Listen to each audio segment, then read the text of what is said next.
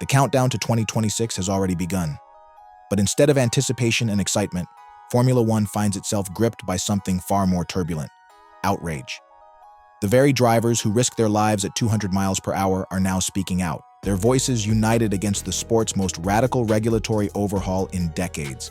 And if you think this is just about numbers on a technical sheet, think again. Behind every regulation lies politics, money, and the future of racing itself. Imagine being told that the very car you've mastered, the machine that responds to every flick of your wrist and every ounce of courage in your soul, will be stripped away, replaced with something unfamiliar, something slower, something that doesn't feel like Formula One at all. That's exactly the fear haunting the grid today. Rewind to the early 2020s. Formula One had reached a breaking point. The cost of building competitive cars was skyrocketing, pushing smaller teams to the brink of collapse. Meanwhile, the global push towards sustainability was mounting. Governments, sponsors, and fans alike were demanding greener solutions. The FIA, the sport's governing body, knew it needed to act. Thus began the blueprint for the 2026 regulations. On paper, the plan was ambitious, even noble. Lighter cars, reduced fuel consumption, and a shift toward hybrid technology that would balance raw power with efficiency. Turbocharged V6 engines would remain, but the electrical component of the power unit would double in importance. Nearly 50% of the car's power would come from electric deployment, a massive leap from today's standards. To the architects of these changes, it was progress.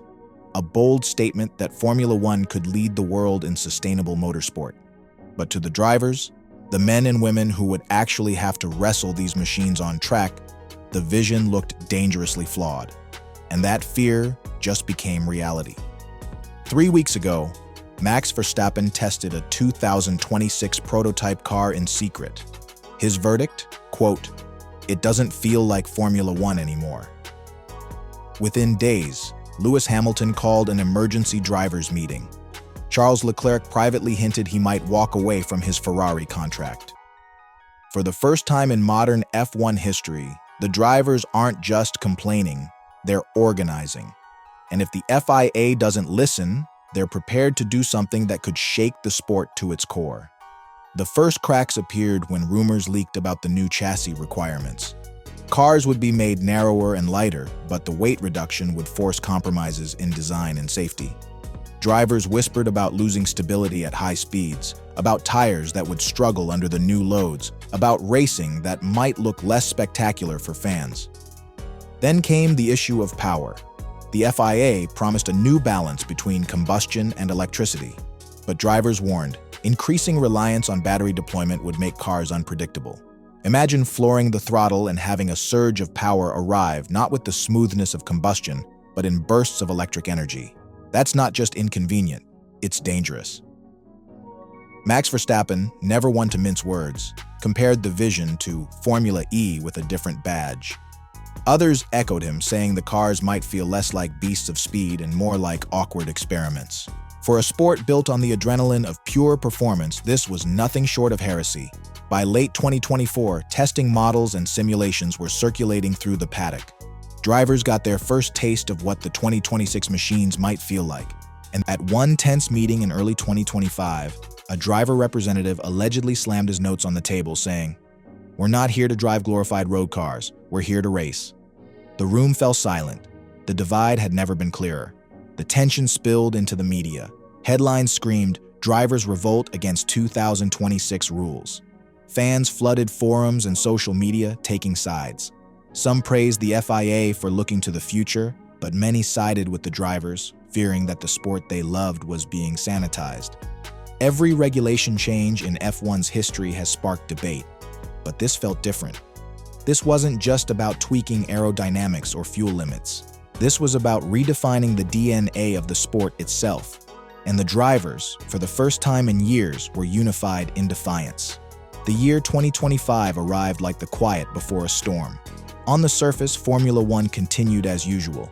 Races held, trophies lifted, and fans cheering from grandstands around the world. But beneath the roar of engines, something darker pulsed through the paddock. Every driver's briefing, every FIA meeting, every media session carried with it the shadow of 2026. The future was no longer distant.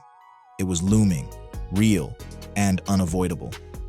By mid-2025, the whispers had become impossible to contain. Drivers who once kept frustrations behind closed doors were now speaking openly. Verstappen, blunt as ever, declared that if the cars became too artificial, he might reconsider his future in Formula One.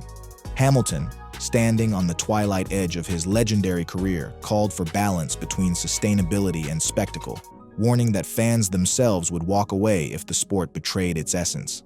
Behind them, younger stars like George Russell and Lando Norris added their voices. They weren't just worried about lap times, they worried about how racing would feel. Would they still be gladiators behind the wheel, or caretakers of machines designed more for policy statements than passion? Teams, too, were caught in the middle.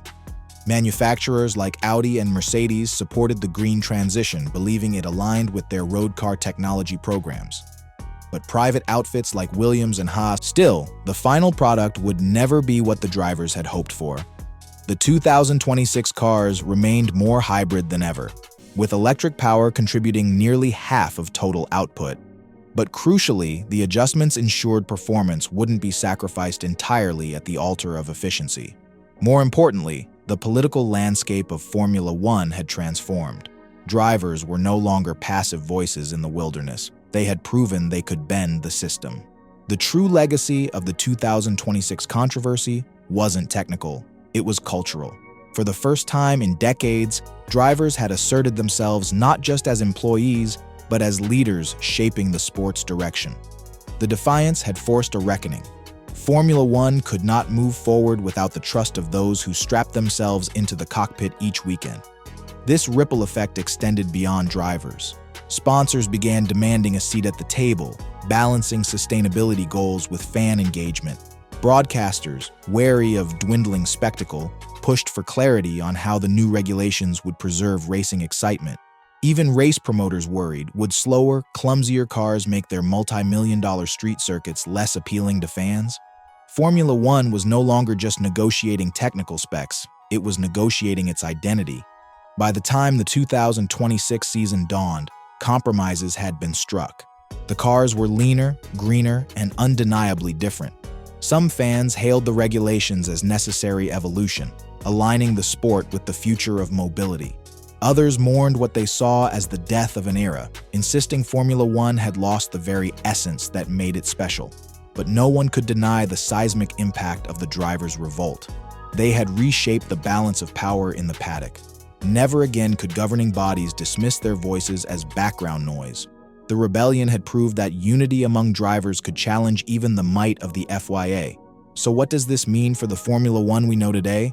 It means the sport now exists at a crossroads, caught between spectacle and sustainability, between authority and talent, between tradition and progress. The 2026 regulations may not settle the debate, but they crystallize the themes that define Formula One's future.